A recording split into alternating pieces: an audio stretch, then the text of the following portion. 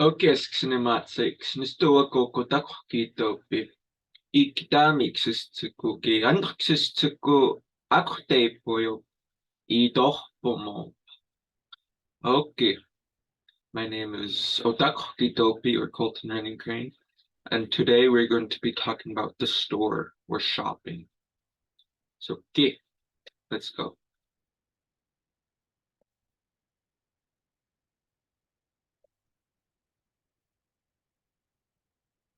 So, way back here, shopping. So in this lesson, we're just going to be talking about shopping and money and some related grammar. And then afterwards, you could go in the link below to practice the grammar with a worksheet. But anyway, so a conversation with shopping, or idorpomo, the store, it will be between two characters, Zoe and Makinita are going to be our characters, and I'll just go over their conversations. Zoe, Anipawat, Nitzauquaitak, Makinita. Atoxkonni, Nikahquinan, Axi Kiopa. Zoe. Sukapi, Makinita. Achkunotohpomo. Zoe. Ge. Makinita. Amo sukasen ikannatapi. Nidakpomato. Zoe. Tani tohtu. Makinita. Anitsohtu. Kipipoi sopoksi. Zoe. Cha. Ikaktu. Zoe. Takpomatup. Amoist. Atsikist. Nitsohtu. Ni sito. Makinita. Ya. Ikon na tohtu. Isisto na pi. And so now I'll go over it again with English translations. It's a fairly simple story. So we start with Zoe saying, Nipoat, it's tak. She's saying, get up, I'm bored. And then, just to clarify, Zoe is a man and then Makinita is the woman. Because Zoe is I guess just for a cultural point, Zoe is the Blackfeet kind of way to say Joey or Joseph or Joe. And Makinita is the Blackfeet way of saying Margaret. So it's essentially a story about Joey and Margaret. So Makinita says, Atokskonni nikhuinan aksi kiop. Atokskonni means it's the first of the month. Nikhuinan means is kind of saying I just got paid. I've been paid. Aksi kiop means we'll go do something. Let's go do something. So he says, sukapi. Yes, good. And that sounds a little bit simple when translated to English, but this phrase is very versatile and it's very important to say, sukapi. You're just saying that you agree with it. Sukapi. It's almost kind of like he's saying, okay, it sounds good. And so next up, Makinita says, mo. Yes, we'll go shopping, or let's go shopping. Mo. Let's go shopping. And Zoe says, ge. And ge we use a lot to say, let's go. Or come on, let's go. Ge. Next up, Makinita says, Amo suka sen ikannata dakpomatu. Amo suka sen this dress. Suka sen can mean a lot of things. It could mean like a sweater, a coat, a shirt, a dress, or even just clothes in general. But sukasim is just kind of anything that goes over your torso. It's that kind of clothing. That could refer to, like I said, a dress. It could refer to kind of a crew neck, a shirt, kind of anything. It's a very versatile word. And then ikan natapi means it's very pretty. So sinamo suka sa ikan natapi. This dress is very pretty. And then she says, Nidak pumatu. I'm going to buy it. And Zoe says, Tani tsohtu. Ta means how. And then nitsohtu, or it could even mean what. And nitsohtu means it's worth. So he's asking, how much is it worth? How much is it? Tani tsohtu. Then Makanita says, nitsohtu. Ipepo is sopoksi. Like I said, nitsohtu can be saying, basically saying it is worth. Kipepo is sopoksi. Kipepo is 100. And then sopoksi is dollar. So kipepo is sopoksi. It's like saying $100. And in this instance, you could also just use the number and you could just say kipepo. You could say nitsohtu kipepo. It's worth 100. And so it says ta ikaktu. Ta means it's kind of an expression that we'll talk about in a little bit. It's almost like saying geez in English. And then ikaktu means it's expensive, it's worth a lot. And then Zoe says, takpumatu ist, amwist atikist, nitzohtu nisiktu. So what does this last part mean? Nitzohtu nisiktu. We haven't gone over numbers yet, but we might be able to remember that nitzohtu means it's worth. So he's talking about the worth of something. Nitzohtu nisitu, it's worth 5. And then this first part, dakpumatu, we've already seen, and it means I'm going to buy. And then amwists, these, atsikist, shoes. Dakpumatu bists, I'm going to buy them, these shoes. They're worth 5. Makanita then says, Hya, ikon na tohtu isistu napi. Ikon na tohtu means they're really cheap. They're really priced low. Isistu napi means they're inferior, poor quality.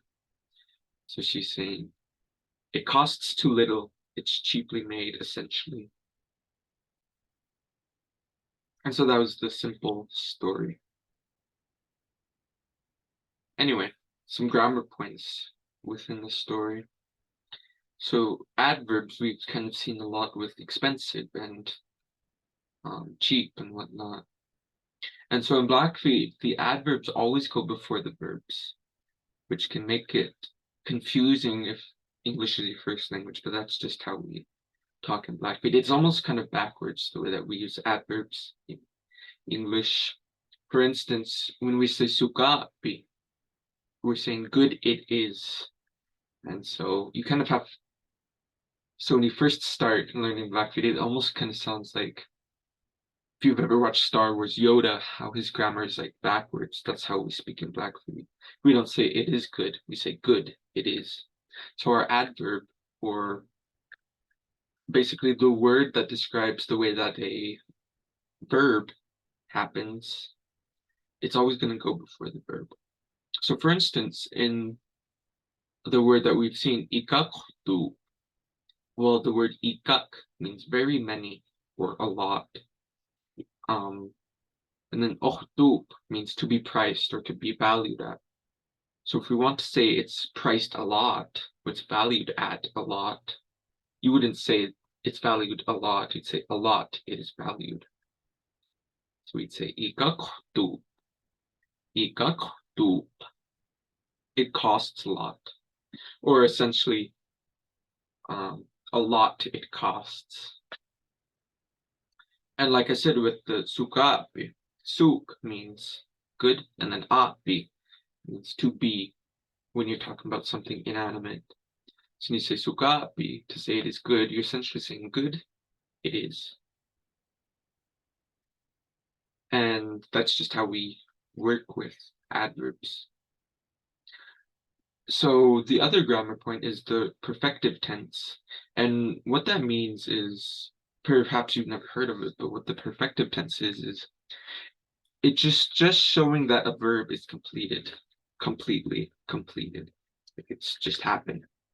So for instance, in English, we see the perfective tense a lot, like the difference between she learned and she had learned. So they're basically saying the same thing, but she learned and she had learned. They have a little bit of a nuance to them that is a little bit hard to explain, but if you want to learn more about how to use the perfective tense, like just in general, it would be more helpful to look it up because I don't think that I could really explain the differences. But yeah, that's basically what it is. And so the way that we describe the perfective tense in Blackfoot, we use ikka before the verb ikka. So sometimes it's not really helpful to explain how to use a grammar point, and it's more helpful to show how it's used. So that's what I'll do instead of explaining the various differences in the meaning, because really a lot of the times there's not much of a difference. For instance, if you say nitsi koi, you're saying I became full, and that's just saying like at some point you were full, as in like yeah, at some point you were full, nitsi koi. But if you say ni go koi, using the perfective tense, you're saying I've become full. Ni go koi means I have just become full. And that's almost like saying that it's currently happening. Like you became full, but it's still ongoing. It's still relevant. Whereas nitsi koi, you could be talking about any time in the past, 10 minutes ago, an hour ago, a month ago, a year ago, 10 years ago. It's just in the past. But Nikao Goy is kind of talking about it as if it were still happening. And so it gives more context to the time frame. So for instance, if I go way back to the first of the story, when she says Nikohguinan, the word Ohguinan means to receive money. And so she said Nikohguinan.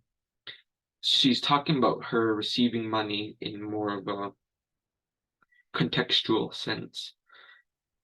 Instead of she just said Nitzhuinan, I received money. That could have been any time. But since she's using this perfective, then it makes more sense because it's almost like saying it just happened.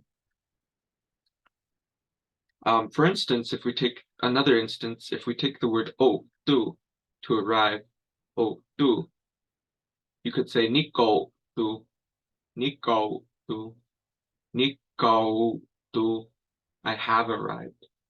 Nico do. It's kind of like saying, I just arrived. I just got here. Nico do. I've arrived. Versus if you just said Nito do, I arrived. It you could have been talking about any time in the past. And so a cultural point that I'll make with the expressions that I've just talked about with ya and za. So ya we could also say as aya or hya or even yo, just any kind of those variations. It's really an expression that doesn't really have much of a definition, but ya, yo, aya, hya are all used by women to kind of display surprisement, sorry, that's not a word, to display surprise, that they're surprised, or even that they're disgusted, that they're shocked, to display that they're shocked, really.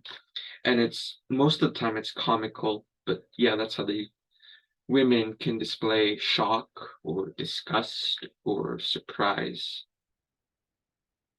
or embarrassment. It just conveys a lot of emotions, but most of the time it's done in a kind of a joking manner. And then the other side of this is ta or ts or x. And ta is kind of like the yaw that women use, but men use. What is that?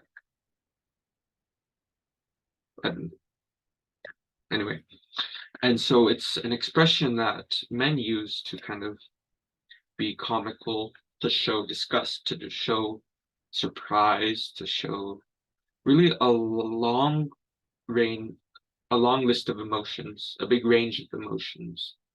And it's just a very versatile word to use za or yeah. But anyway, genye. That's all for today. So, kita kita matsit sip sa wow. Talk to you all later.